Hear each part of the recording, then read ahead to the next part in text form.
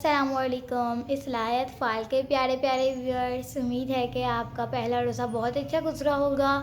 हमारा भी बहुत अच्छा गुज़रा है और अभी मैं अपनी अफ्तारी लेकर आई हूँ और अफ्तारी का वक्त भी हो गया है, तो अज़ान होगी और हम अपना रोज़ा अफ्तार करेंगे।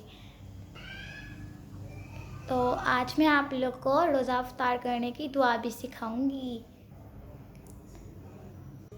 तो हम अब दुआ पढ़ते हैं, जो कि अज़ान हो गई है।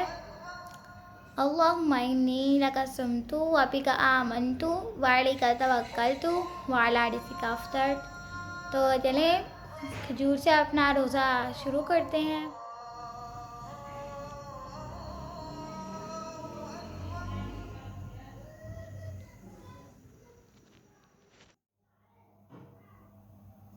तो व्यूअर्स, अब हम अफ्तारी करते हैं। आप लोग भी अपनी अफ्तारी कर लीजिए, क्योंकि अज़ान तो हो गई है। तो मुझे उम्मीद है कि आप लोग ने दुआ भी सीख ली होगी।